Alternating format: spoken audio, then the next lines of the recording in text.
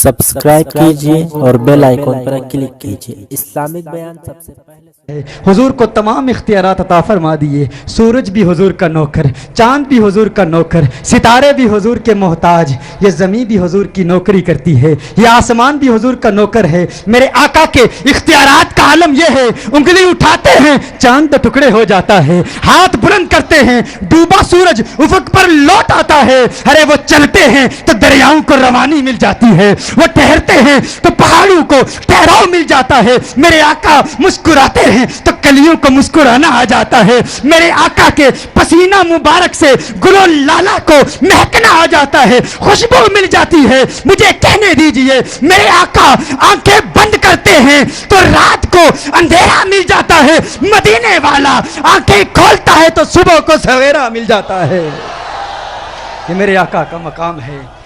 इख्तियारात ऐसे इख्तियारात, सही बुखारी की हदीस, मेरे आका सल्लल्लाहु अलैहि वसल्लम सलात कसूफ अदा फरमा रहे हैं।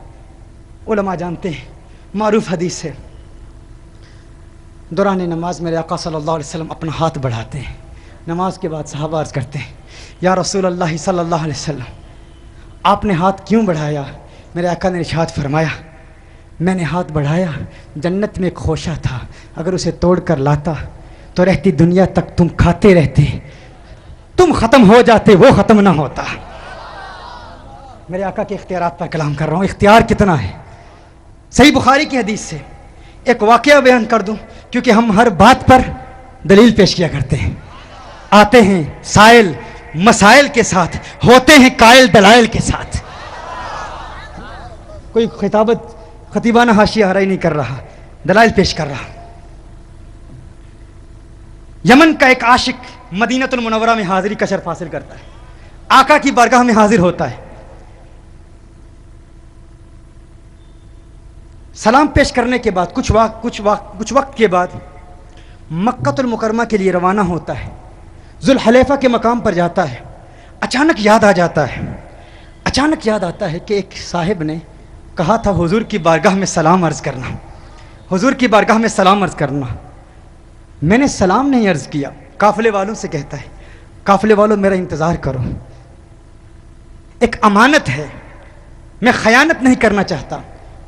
एक हुजूर के दीवाने ने हुजूर अकरम सल्लल्लाहु अलैहि वसल्लम के आशिक ने कहा था हुजूर की बारगाह में सलाम अर्ज़ करना, मैं जाकर सलाम अर्ज़ करता हूँ, वापस आ जाऊँगा। काफ़िले वालों ने कहा, अगर तू अब जाता है तो शायद जब तक तू वापस आए उस वक्त तक काफ़िला यहाँ से रवाना हो चुका होगा।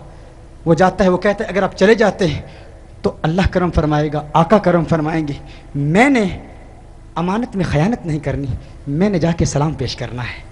हुजूर की बारगाह में सलाम अर्ज़ करता है। सलाम अर्ज़ करने के बाद जिसने वसीयत की थी उसका सलाम अर्ज़ करने के बाद वापस आता है। बाहर निकलता है तो देखता है कि एक शख्स जो वहाँ पर उनके काफ़िले के साथ था वो वापस आया। उसने कहा अब तो बहुत ताख़ीर हो गई, अब अगर तू वापस जाएगा तो तेरा काफ़िला अब तो निकल चुका है। वो मायूस होकर हुजूर अकरम सल्लल्लाहु अलैहि वसल्लम की बारगाह में मस्जिद नबवी शरीफ में सो जाता है। आंख बंद होती है, किस्मत अंगड़ाई लेती है। कौनैन के वाली, खुसरवे खूबा, सयाहे लामका, नाज़िशे हर दो जहां सल्लल्लाहु अलैहि वसल्लम का दीदार होता है, आका का दीदार होता है। सिद्दीक़ अकबर रज़ियल्लाहु ताला अन्हु आका के कदमों में बैठे हुए अर्ज़ करते हैं, या रसूल अल्लाह सल्लल्लाहु अलैहि वसल्लम, आका ये वही है, आका ये वही है। 3 मरतबा अर्ज़ करते हैं, आका ये वही है, आका ये वही है, आका ये वही है। हुजूर इरशाद फरमाते हैं, ये अबुल वफ़ा है, ये अबुल वफ़ा है, ये वफ़ा का बाप है। उसने कहा, या रसूल अल्लाह सल्लल्लाहु अलैहि वसल्लम, आका मेरी कुन्नियत तो अबुल अब्बास है, मेरी कुन्नियत क्या है? अबुल अब्बास है। आका ने फरमाया नहीं, तू अबुल वफ़ा है। वफ़ादार था ना, बेवफाई नहीं की, अमानत दी गई थी, खयानत नहीं की। कहा गया था हुजूर की बारगाह में सलाम पेश करना, उसने कहा काफिला जाता है तो चला जाए, मैं बेवफाई नहीं करूंगा, मैं वफादार रहूंगा। हुजूर की बारगाह से टाइटल मिला, हुजूर ने फरमाया अबुल वफा, तू अबुल वफा है, तू वफा का बाप है। वो कहता है उसी वक्त کونین کے والی صلی اللہ علیہ وسلم نے اپنا ہاتھ بڑھایا، ہاتھ سے مجھے اٹھا کر مکۃ المکرمہ میں پہنچا دیا۔ میری آنکھ کھلی تو کیا دیکھتا ہوں؟ مکۃ المکرمہ میں ہوں۔ کہا 8 دن مکۃ المکرمہ میں قیام کیا، 8 دن کے بعد وہ قافلہ مکۃ المکرمہ میں پہنچا۔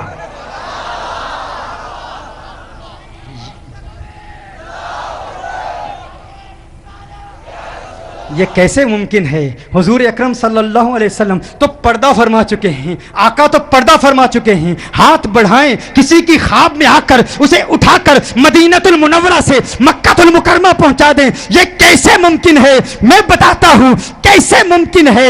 صحیح بخاری کی حدیث ہے، حضور نے ہاتھ بڑھایا، حضور کا ہاتھ جنت میں پہنچ سکتا ہے، جنت میں پہنچ سکتا ہے۔ تو جانتے ہو جنت کتنی دور ہے؟ جنت کتنی دور ہے؟ حدیث میں آیا اس زمین سے پہلے آسمان تک کی مسافت کتنی ہے؟ 500 سال کی ہے، 5000 سال کی مسافت ہے پہلے آسمان سے دوسرے آسمان تک، مزید 5000 سال، دوسرے سے تیسرے آسمان تک 5000 سال، اسی طرح 7واں آسمان 35000 سال کا سفر ہے۔ حیدرآباد والوں کبھی تم بھی پکارتے ہو نا، یا رسول اللہ انظر حالنا، یا حبیب اللہ اسمع قالنا، آپ کہتے ہو نا آقا آقا ہمارے حال پر کرم فرمائیے، کہتے ہو نا خذ یدی سہل لنا، خذ یدی سہل لنا، آقا میرا ہاتھ پکڑو، میرا ہاتھ پکڑو، آقا مدد فرماؤ، آقا مدد فرمائیے۔ کہا جاتا ہے ممکن نہیں ہے، اللہ سے مانگو شرک ہو جائے گا۔ آقا مدینے میں ہیں، حیدرآباد والوں کو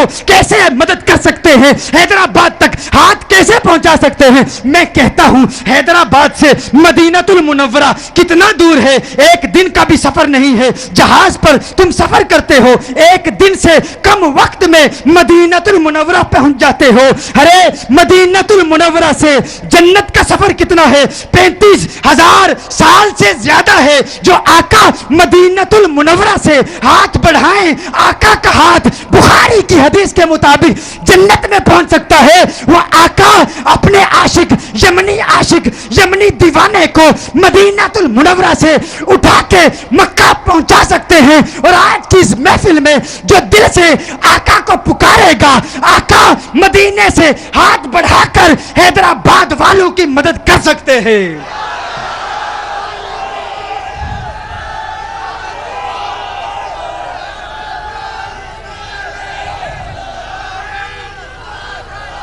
واللہ وہ سن لیں گے، فریاد کو پہنچیں گے۔ ایسا بھی تو ہو کوئی جو آہ کرے دل سے، تم دل سے تو پکارو، دل سے پکار کے دیکھو۔ میں عرض کرتا ہوں بتائیے اندھیرے میں خیر ہے یا نور میں خیر ہے؟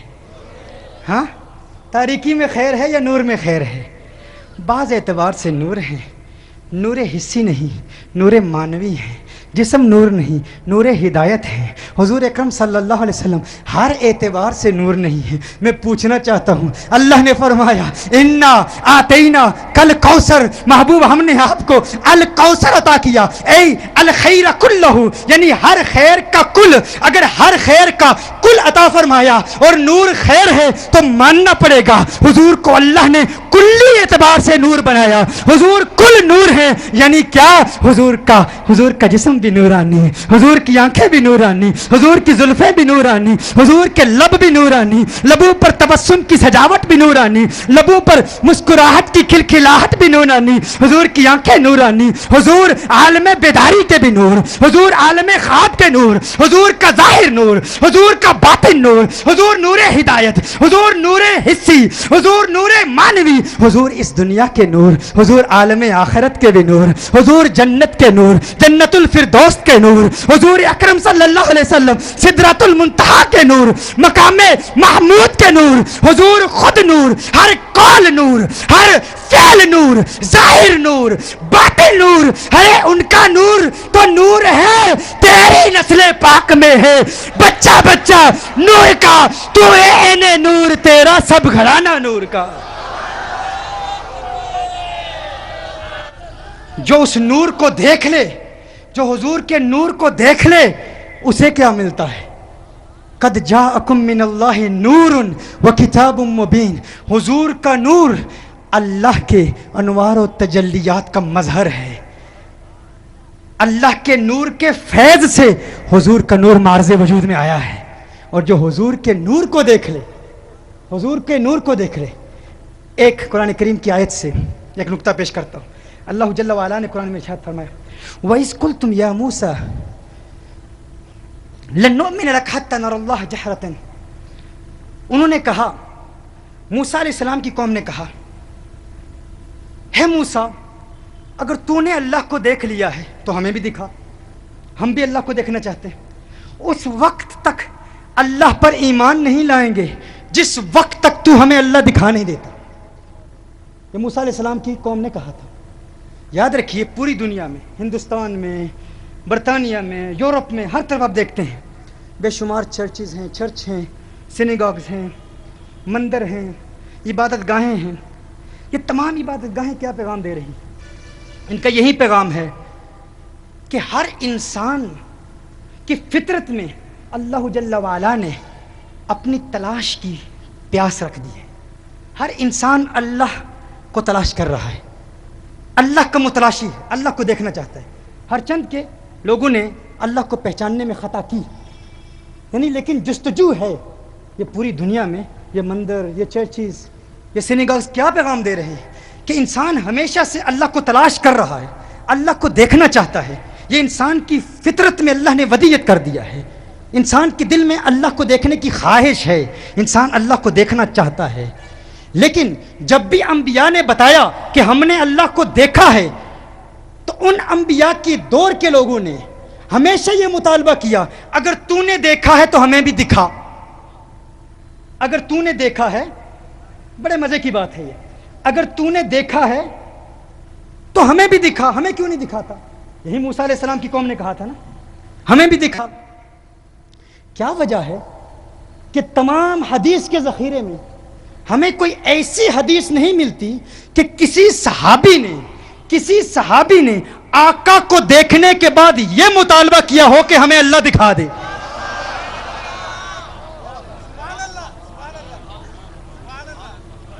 آپ نے توجہ فرمائی، کیا عرض کر رہا ہوں؟ پورے حدیث کے ذخیرے میں آپ کو کوئی ایسی حدیث نہیں ملے گی.